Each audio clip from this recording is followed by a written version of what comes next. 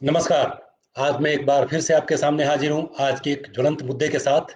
तो आज हम लोग बात करेंगे इस बात पर कि किसान आखिर केंद्र सरकार से देश भर में क्यों नाराज़ हैं, क्यों वो प्रदर्शन कर रहे हैं, क्यों विपक्ष इसके ऊपर सामने आकर इसमें अपनी राजनीतिक रोटियाँ सेक रहा है, क्योंकि पंजाब में आने वाले वक्त में कुछ चुनाव का भी माहौल गर्म होने वाला है।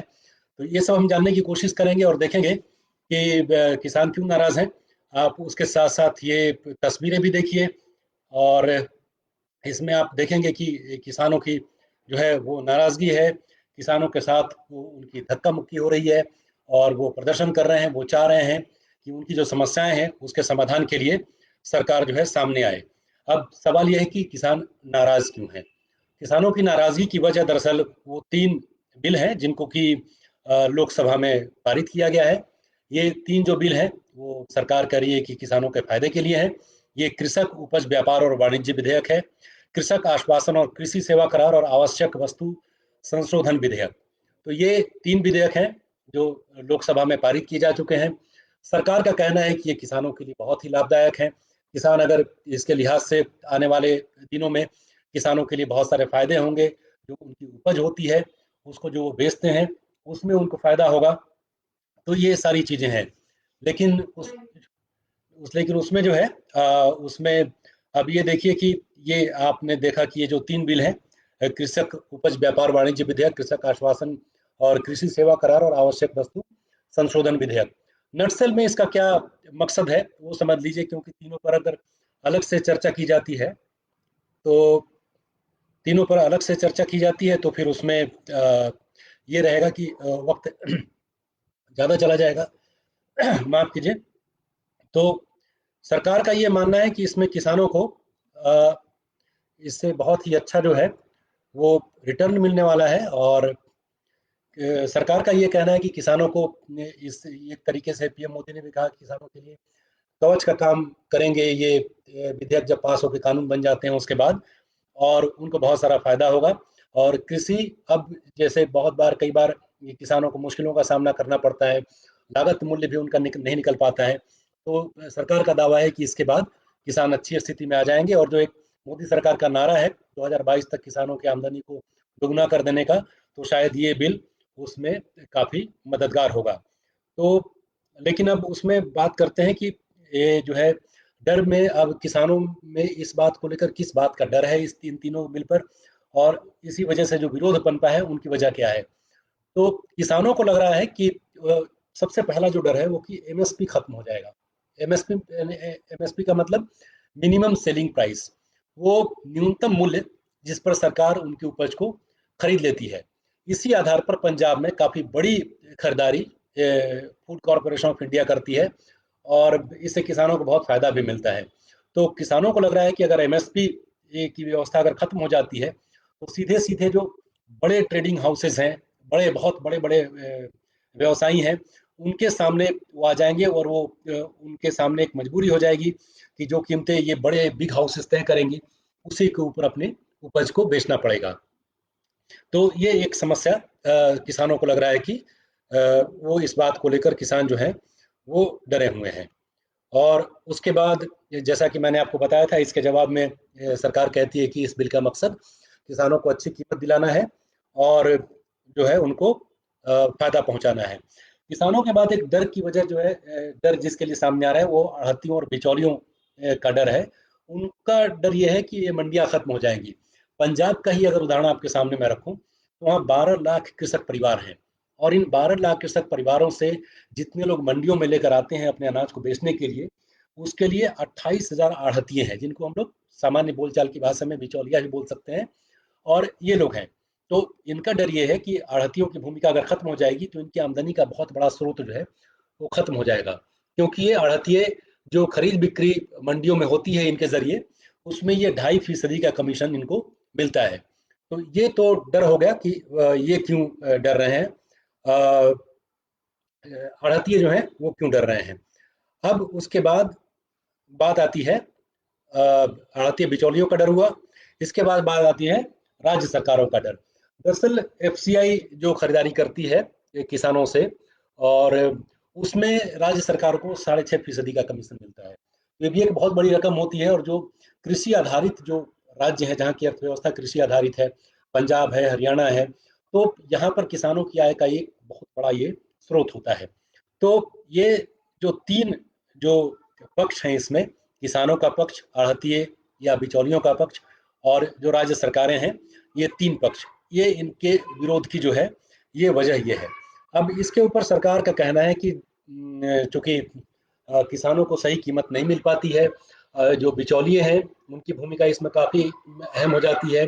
6.5% राज्य सरकार का भी हिस्सा होता है उसमें। तो खैर राज्य सरकार हिस्सा अपना तय कर सकती हैं, लेकिन आगे चलकर जब ये आढ़तियों की भूमिका कम हो जाएगी तो ये 2.5% का मार्जिन जो है वो किसानों के हक में जाएगा।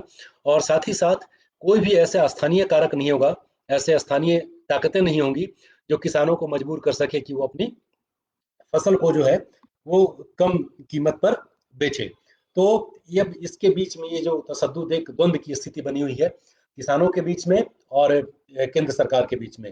किसानों को हवा मिल रही है आढ़तियों से, जो उनकी चूंकि वो बहुत प्रभावशाली भी है स्थानीय मार्केट में, और पंजाब के संदर्भ में मैंने आपको बताया कि उनकी तादाद भी बहुत ज़्यादा है, तो ये उनसे मिल रहा है। और चूंकि पंजाब में, हरियाणा में भी आंदोलन चल रहे हैं, पंजाब में इस करके इसमें ज़्यादा विरोध देखने को मिल रहा है, क्योंकि वहाँ अभी आने वाले कुछ दिनों में चुनाव का माहौल गर्म होने लगेगा। अब एक उदाहरण मैं आपको बताता हूँ कि 341 लाख मीट्रिक टन जो है खरीदारी एफसीआई ने 19-20 में गेहूं की थी, उपज हुई थी, पूरी बिक्री हुई थी। उसमें से 141 लाख मीट्रिक टन जो है वो एफसीआई के जरिए वो खरीद की गई थी। तो एक एफसीआई के जरिए लाभान्वित होने वाले किसानों को जो एमएसपी पर वो खरीदारी करते हैं, ये बहुत ही बड़ी रकम होती है और बहुत सारे किसानों को इससे लाभ होता है।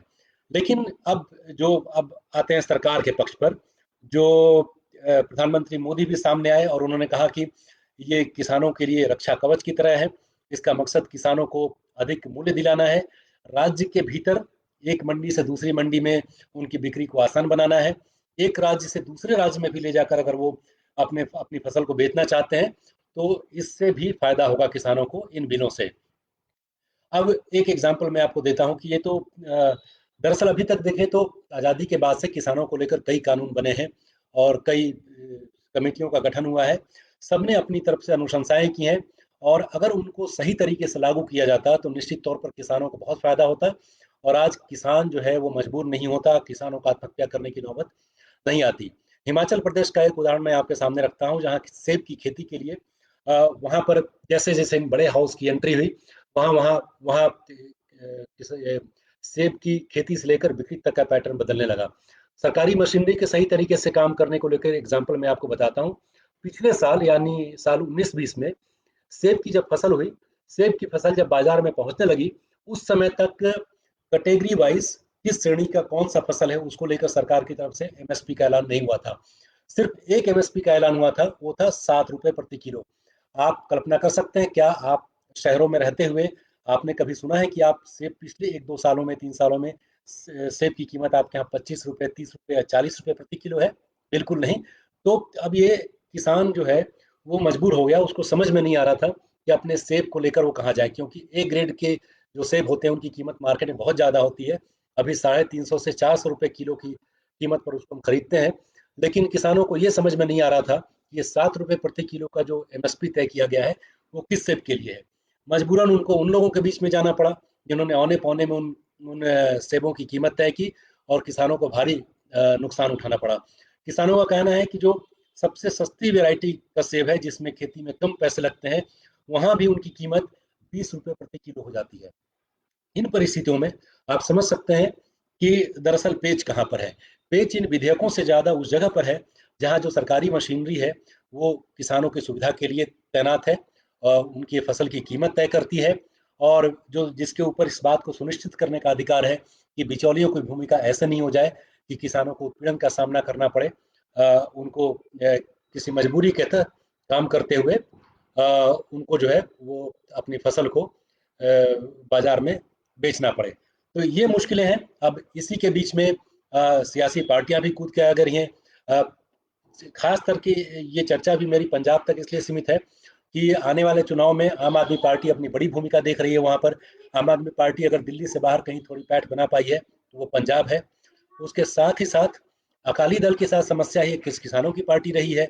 अकाली दल के बारे में लोग ये आरोप लगाते हैं कि जब तक प्रकाश सिंह बादल सक्रिय रहे, वो सुबह निकलते थे और शाम को सारे किसानों से और अपने जो उनका वोट बैंक कह लीजिए या जो आम लोग हैं उनसे वो मिलकर आते थे। लेकिन दबे ढके स्वर में लोग कहने लगे हैं कि अभी जो बेसिकली सुखबीर सिंह बादल को लेकर आवाज उठ रही है कि वो अपने महलों में कैद रहते हैं और दिल्ली तक की दौड़ लगाते हैं, लेकिन अपना जो उनका जो बेस है, सपोर्ट बेस है, उसमें नहीं जाते हैं। यही वजह है कि पिछले 1 महीने में ही सुखबीर सिंह बादल को अपनी स्ट्रैटेजी बदलनी पड़ी है। पिछले महीने ही वो ये कह रहे थे कि ये जो बिल आ रहे हैं वो किसानों के विरोध में नहीं है, लेकिन ये 27-28 अगस्त की बात है। लेकिन उसके बाद तस्वीर बदली और अभी केंद्रीय मंत्रिमंडल से हरसिमरत कौर को उन्होंने अपना इस्तीफा भी सौंप दिया। तो ये मुख्य बातें हैं और मेरी कोशिश यही रहती है कि सीधे सरल शब्दों में आपके सामने जो वस्तु स्थिति है उसको आपके सामने लाकर रख दिया जाए। नहीं तो इस बिल का विरोध करने वाले तस्वीर को इस तरीके से पेश करते हैं जैसे ये किसानों की बदहाली के लिए बिल जिम्मेदार होंगे। वहीं सरकारी पक्ष कहता है कि अगर किसान ये बिल अभी राज्यसभा में पेश किए जाने हैं रविवार को, ये बिल पास होकर ये कानून बन जाते हैं तो इससे किसानों को बहुत ज़्यादा लाभ होने वाला है। तो पक्ष विपक्ष के बीच में सीधे सीधे जो ये बिल का मकसद है, अलग अलग जो घटक हैं कि उनका विरोध कर रहे हैं और सियासी समीकरण की थोड़ी सी जानकारी मैंने आपको दे दी। मैं हमेशा गुजारिश करता हूं कि आप अपना मत जरूर बनाएं। कंगना रनौत को इंसाफ दिलाने का काम हो चुका, अब किसानों के मुद्दे पर थोड़ी बात कर ली जाए।